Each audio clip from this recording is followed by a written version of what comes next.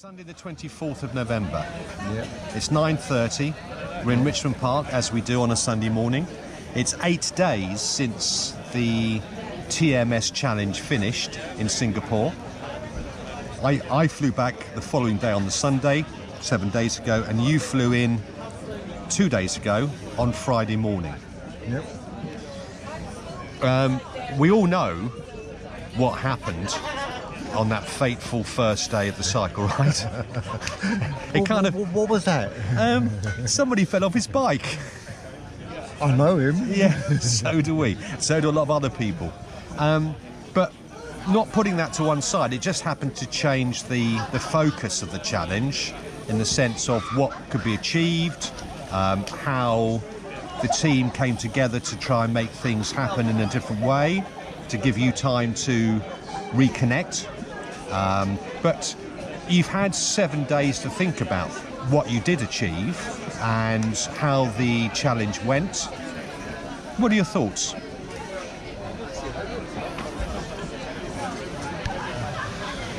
What I think, I only get told off for thinking about it anyway, because I think I failed.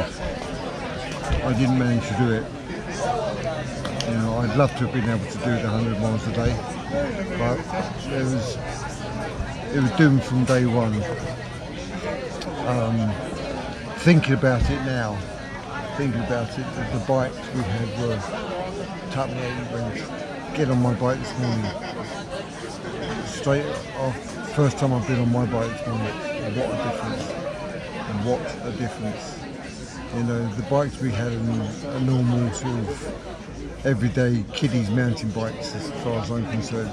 They look nice, they look brand new and stuff, but they didn't perform as well as they should have. You know, if I'd had a better bike, who knows? You know, but yeah, fair enough. I had a bad accident. You know, but I still feel I'd let everybody down.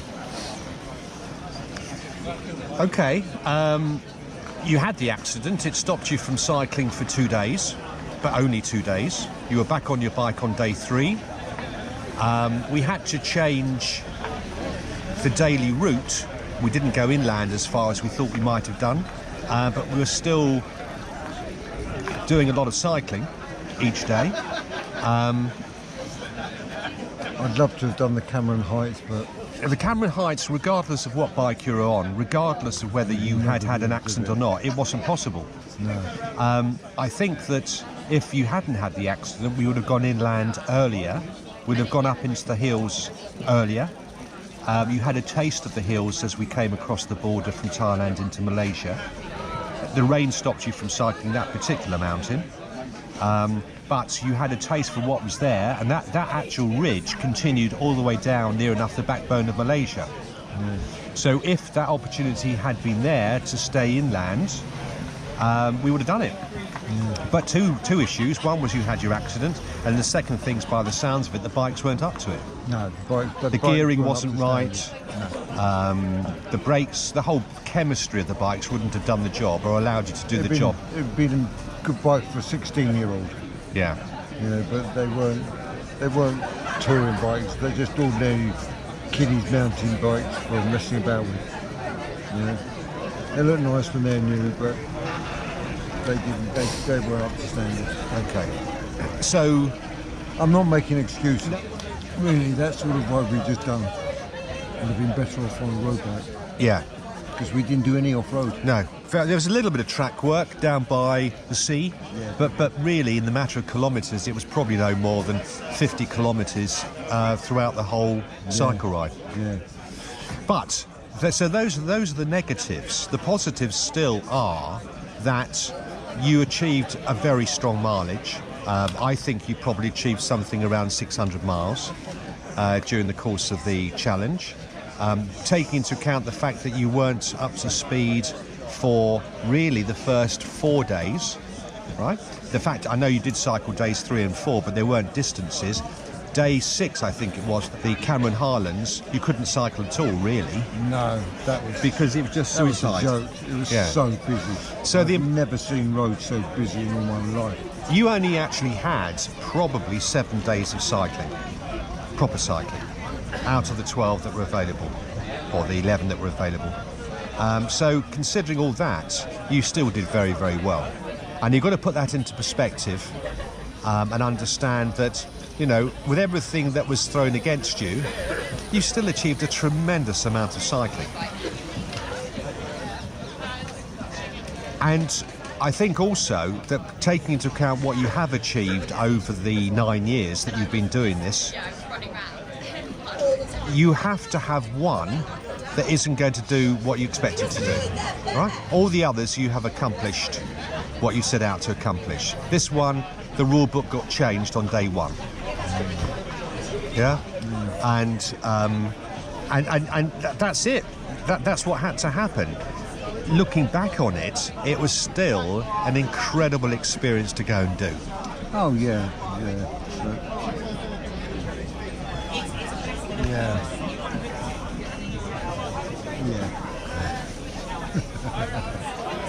Considering that you were in pain every day throughout the whole challenge, you had rib issues, you had wrist issues, jaw issues, you've still got the jaw issue,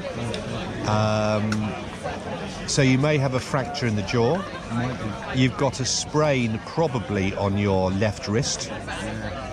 So sore. I can't even grip the handlebars. Can't put any weight on that part of the hand at all. If I put weight on there, that really hurts. So, yeah. Oh well, we plod on regardless, press on regardless. That's still raw, is it, under there? Yeah, it's still. Because I think what happened is I landed on there and that took a large lump of skin out. Yeah. And the scab's taking a long time to do its business. Yeah, to relayer. I Yeah. think the bone might even be a bit of damage to it because I can't put my hand, I can't rest my arm on anything. I'm just a walking bloody wreck. Walking bloody wreck I am. The fun of joy, the joys of cycling. Before we went away, I had a bit of an issue. We're not happy with the DBS. I'm not happy with it. The doctor's not happy with it because she said it should be doing more than what it's doing. And I've really noticed I feel worse now than I had done before I had the operation. Yeah, fair enough, my tremors are gone. Case are, but I'm suffering a damn sight more now with my legs, my balance and my talk. I'm suffering a hell of a lot more. More than what if I had the choice, I'd like my tremors back. That's how bad it is at the moment. Live for the tremors and have better walk and better talk. Oh, without a doubt, I'd love it. It can't do. Weird.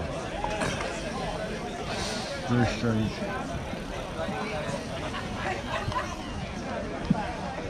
Memory. So hopefully on the 3rd of December when I go back,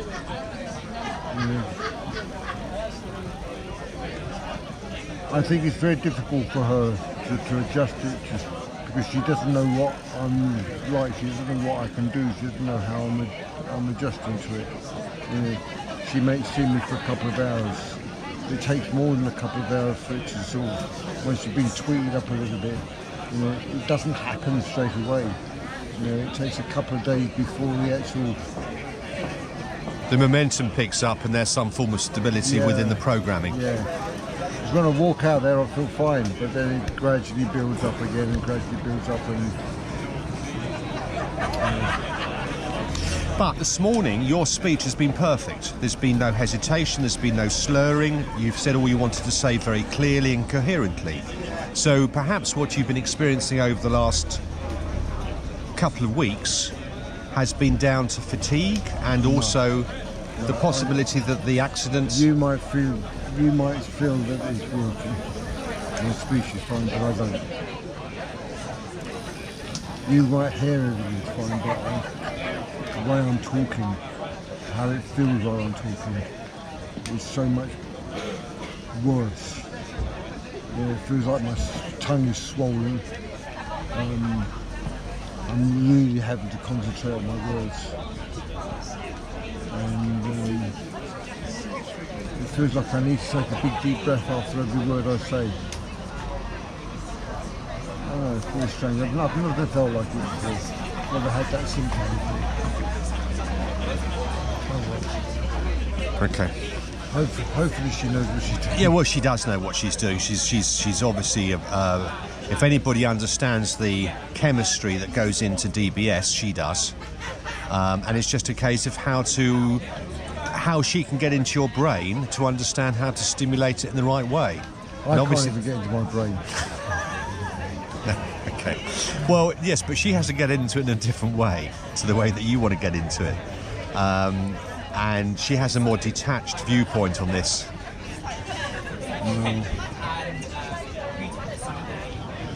I know. It's depressing. Yeah, It yeah. really gets you down after a while, you know. You think, my God. Is it ever going to sort itself out? If it does sort itself out, I'll be, you know, all hunky-dory for another good ride. But I suffered this time. Yeah. I really did. Yeah. You know, even on that first day, I found it difficult. The first morning. Yeah. And I prepared right for it. I did the training and I did this. But as you said before, because of my back, because of all the DBS, I never did enough training. I don't think I did enough training. John, it was a difficult challenge. It was more difficult than China, but for different reasons. Not because of the cycling so much. It was more to do with how you felt, and obviously the accident didn't help at all. But you've still got to appreciate that there's a tremendous amount of success in the fact that it was finished, and we're not finished how I'd like. No, I know, but we had to reroute it and we had to re-rule it to a certain extent, and we still accomplished a finish, and it was a very good finish. So I know we've had this conversation before about the word failure, and I understand why you're using it, but anybody looking outside, inwards, at what was achieved over those 12 days wouldn't dream it as being a failure at all. They wouldn't. They would just say that because of what happened on day one, we had to reroute and rewrite. That's not failure, that's just being sensible. It's what happens.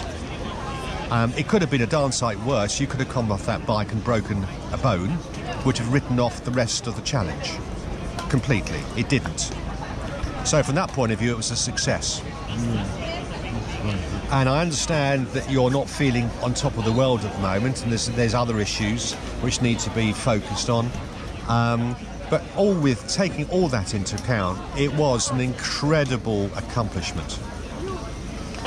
It really was seriously a very, very good accomplishment. It was a very successful challenge, but for different reasons.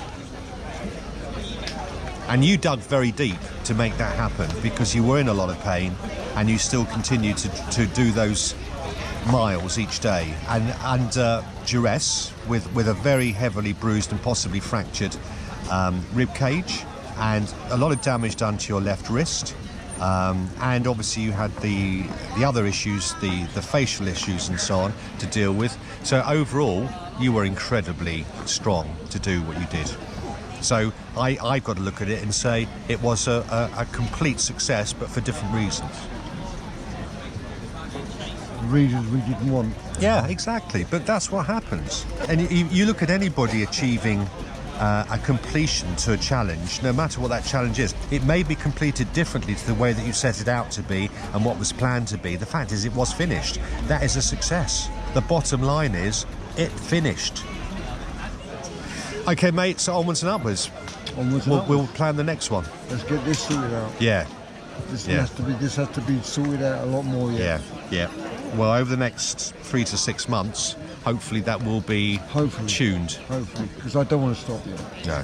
Oh, no, not at all. I do not want to stop. I'm enjoying myself too much at the moment.